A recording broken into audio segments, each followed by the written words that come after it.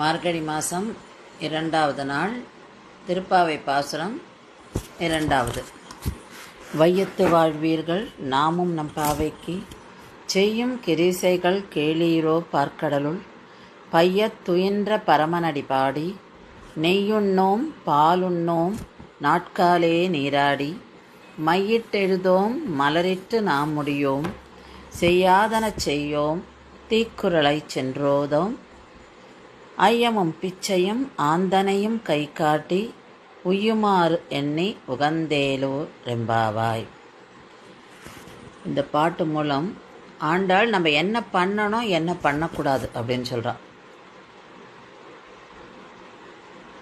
ஆயர்பாடி சிறுமிகளெல்லாம் கூப்பிடுறா, எல்லாரும் வாங்கோ, நான் எப்படி வந்து ஒரு பெருமாளை அடையிறதுக்கு என்ன வழி அப்படின்ற பார்க்கடலில் தூங்கின்றிருக்க பரமனை எப்படி நம்ம வந்து பாடி எழுப்புறது அப்படின்றத வந்து இவ சொல்கிறா.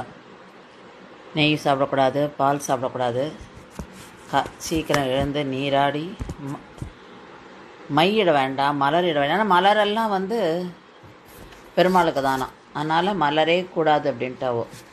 இந்த மாதம் மலர் வேண்டாம், ஏன்னா இந்த மாதம் எல்லாம் மலர்கள் கிருஷ்ணனுக்கு தான் அப்படின்னு சொல்கிறா. தீய செயல்கள் கிடையாது, தீய சொல் கிடையாது, அதாவது எந்த கெட்ட குணமும் இருக்கக்கூடாதுங்கிறா. கோள் சொல்கிறது கிடையாது, அடுத்தவாளை கெடுதல் பண்ணுறது எதுவுமே கூடாது.